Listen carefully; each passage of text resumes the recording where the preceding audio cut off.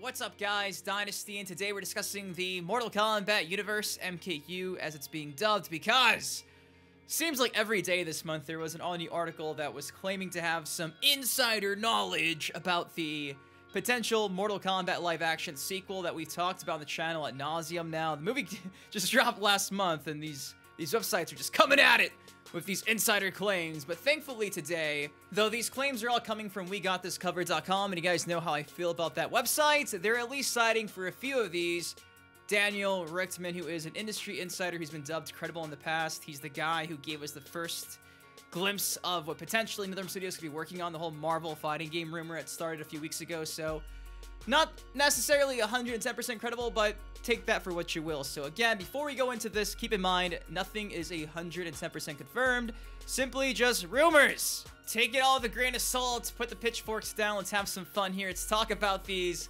supposed leaks, and well, I guess let's get into it. So first things first, let's start with the claims that are being made by Daniel Richtman, because at the very least, these seem at least somewhat credible. So according to Daniel Richtman, MK2, the sequel to Mortal Kombat 1, the live-action movie, the fight scenes will be reportedly more epic and godly than the first movie.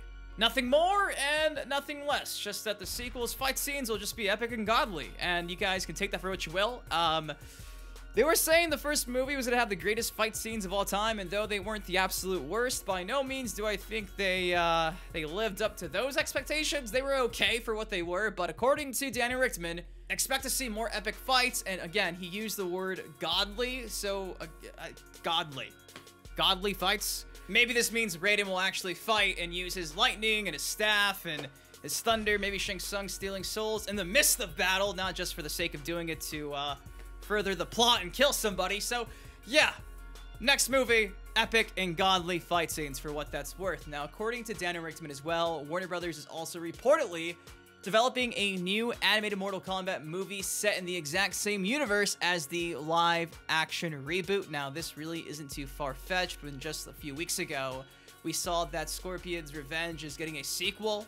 Mortal Kombat Legends appears to be getting another sequel because the composer of the soundtrack for the first movie, in his resume, all but confirmed that the second one's around the corner. So again, another animated Mortal Kombat movie is not too far-fetched, but to see that it'll probably have the likes of Cole Young in it to push this universe forward, I can get behind that, especially if it's going to be just tossed onto HBO Max. They're world building for the MKU, and by having different installments and animated movies for the MKU, that's one way to make these characters have a lot more depth, expand the lore of Cole Young. I think you could win some people over, especially if it's the exact same vein as Mortal Kombat Legends, Scorpion's Revenge. I think universally we all enjoyed that. We want more of that, so if they can do that, but bring it with the MKU, I think everybody would really enjoy that. So, hey, WB, good job. I like this. I hope it happens because we could use some more animated Mortal Kombat movies in all of our lives. Now, there's also one more claim from Daniel Richtman, according to We Got This Covered, that I'm going to save for the end of the video, so just keep that in the back of your mind for now. But yeah, that's pretty much everything from Studio Insider Daniel Richtman. Now, according to We Got This Covered and their quote-unquote inside sources, so at this rate, you can just prepare yourself for about anything. Do you really got this covered? I don't think you do, but according to WeGotThisCovered.com, Sub-Zero will be a huge part of the future Mortal Kombat movies and have a big presence going forward. Now, the exact same thing can be said about a few characters, including Scorpion too. According to them, Scorpion will reportedly have a much bigger role in the Mortal Kombat sequel. A bigger role that'll factor heavily into the sequel story, and that's apparently based on the overwhelming positive response that Sonata got for the first movie. Anybody could have said this, I could have said this, so yeah. Sub-Zero, he's coming back. Scorpion, he's coming back. You know who else is?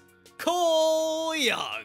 They also mentioned within the last couple of weeks that WB reportedly has big plans for someone who's basically still a cipher at the stage and wants him to be a major presence in the franchise, which is a no-brainer. Thankfully, though, the next two claims from We Got This Covered aren't so bland and boring and generic that anybody, including me or you, could have came up with. Now, according to WeGotThisCovered.com and their inside sources, future installments in the MKU will lean heavier into more horror-based aspects. It says, future installments in the planned multi-film series will lean heavier into the horror aspects, although it isn't quite clear how that's expected to unfold at this early stage. Nothing more, nothing less. Just simply more horror aspects in future installments. Maybe darker fatalities? Maybe fatalities on characters that aren't meaningless and just on screen for like 5 seconds. Darker tone is interesting, especially because they do have the rated R that I'm assuming will always be tagged to the MKU. I feel like they worked so hard to get that, so I can't see the sequel not being rated R. So taking a more horror influence with that R rating isn't too far-fetched. I'm hoping this means maybe the general tone is more like what Kevin Tancheron had in mind, because everything Mortal Kombat that he's touched has been pretty, at least I think, a bit more on the, you know, horror scale. Seeing Reptile open up a fridge and toss a decapitated head in his freezer was by far the most horror thing I think I've seen in Mortal Kombat in a minute. So, and this is forever ago. This Mortal Kombat Rebirth like a decade ago. So I am intrigued to see more of these horror aspects moving forward. Characters like a Melina, like a Baraka. I think there's a lot of potential there. Now, in my last video where we sat down and discussed the supposed insider leaks and rumors that are coming from this website, they mentioned that Shang Tsung is being poised as the main villain for the sequel, and it seems like that's pretty much the case still. However, they're now claiming Shao Kahn will reportedly be in the sequel too.